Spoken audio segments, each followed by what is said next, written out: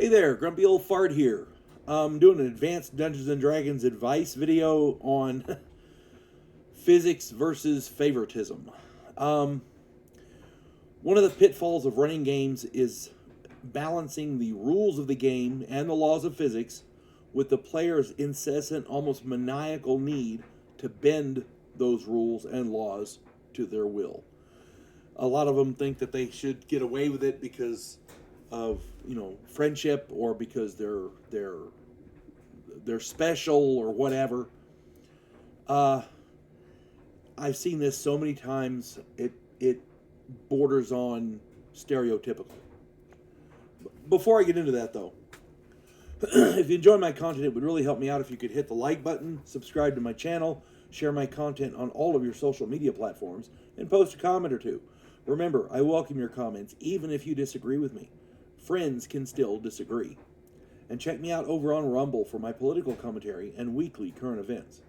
If you enjoy a good book, check out my author page on Amazon.com. My pen name is H.L. Anderson. You can find all of my books there, including the ones pictured here, Vanguard 1 and Task Force Terminus.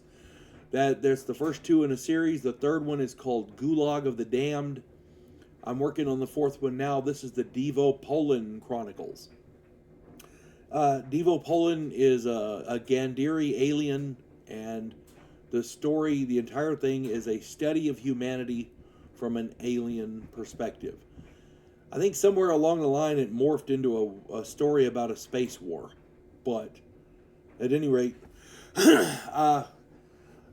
check out my author page, H.L. Anderson. There's a lot of other stuff there as well. Find something you like, and I hope you enjoy reading it. All right, here we go.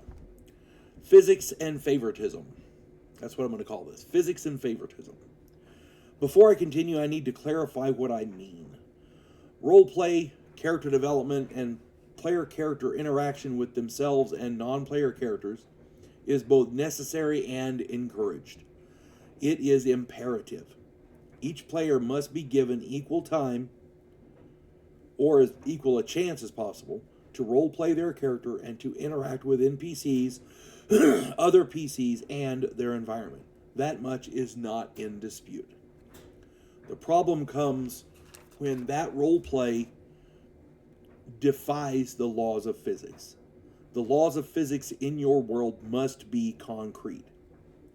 This video is pertaining to those players who, for whatever reason, try to monopolize game time, curry favor with you, the Dungeon Master, and give themselves every conceivable advantage, even at the expense of others and at the expense of your world. One of the main things you need to impress on your players right from the get-go is that these pesky little laws of physics have to apply. You don't have to use the laws of physics in our world. You can change them if you want, but you have to make sure every player understands them. I do not recommend you change the laws of physics for your world. Any little change can create fundamental differences in reality, and when you have to have a common frame of reference. Whatever rules you need, you use, those rules have to be concrete and immutable. If you use the rules of the laws of physics from our reality, the real world, everybody has a frame of reference. If you use different rules and they're concrete, the reality of your world is going to be different. Not as in, well, look, those trees are orange. But rather, why does gravity work differently? Where magnetism doesn't work, what? That kind of thing. The laws of physics have to be concrete. And they have to be laws of physics that every player can understand and identify with. It's better just to keep them the same as in our real world. That way, and there's a bonus to that, and I talked about this in other videos. If the laws of physics don't apply, how do you know magic works? Because magic, by definition, breaks the laws of physics. All right? It's best, in my opinion, to simply leave the laws of physics as is. And again, I've discussed the laws of physics in other videos. Go and check them out. The players who I'm talking about, we're getting into that now. Players who monopolize game time are doing a disservice to the other players. That much is obvious. But such tactics can seriously undermine your game. A player who insists on his character performing a long and tedious task is a viable possibility, but the problem comes when that player insists that the game master pay sole attention to them while they're doing this long and tedious task. That one player will be ecstatic while the rest of the group is bored silly. And by the way, rules have to apply equally to everybody. You have to treat all the players equally. So the next time another player wants to do one of these long, tedious tasks, you have to stay there with them as well. You see how that works? You got to nip that in the bud right away. I'm going to remind you of the video that I made where the guy dug the ditch and got mad when I worked with the other players. He got mad and left. And it was no great loss because he was a crappy player to begin with, but still. You need to make sure that every player understands that the time their character spends doing any task, especially a long one, will put them in a kind of limbo until the task is completed. If they still want to do it, then that's on them. Okay? The issue that I have there, the way I deal with that is I use time as a measuring stick. Player A wants to do something that's going to take 5 hours. Player B wants to do something that takes an hour. Player C is doing a bunch of small tasks that take 10 minutes.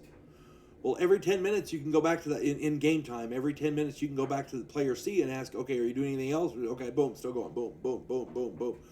Until that first hour is up, and then you can join that character with player B, and okay, now what are you guys doing? Blah, blah, blah, blah. When the 5 hours is up, you can join them with player A, and now the group's all back together. Player A is going to be bored during that time, but hey, they chose to do that task. Sometimes tasks like that are necessary parts of the game, but it's the nature of the beast.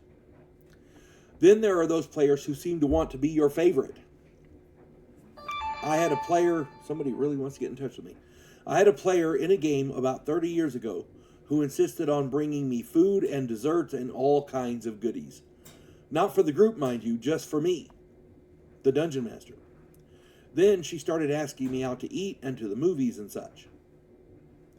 She wasn't romantically inclined towards me, mind you. She just wanted extra attention and preferred treatment in the game.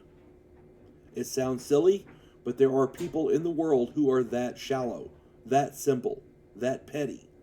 Beware of it because other players will notice. I was running a game in North Carolina back in 2001. I had just moved into a new place and I was still unpacking and getting settled in. One of my players suggested that we play at his house that week because, until I get all settled in. And it seemed reasonable and the other players were okay with it, so I agreed. Once we started playing, that player, who we were at his house, tried to bully his way through various situations in the game using the mantra, "This is my house. We're in my house now." That worked for about the first half hour. I called the game and we quit for the evening. After the other players left, I was packing up my stuff and I pulled him aside and I actually explained to him what he had done that was inappropriate. He actually got mad at me for that. He started yelling and saying how since it was his house, I had to play the way he wanted me to. I just finished packing up my stuff and I grabbed it and I left. Nobody tells me how to run my game. Nobody. I don't care whose house we're in. My game is mine. Period. Okay? That's the way you should treat your game. Now, constructive criticism, amen. We can all improve. I'm okay with that. But demanding I play my game some other player's way simply because we're in their house, no, that don't cut it. It's time to go. We never played at his house again.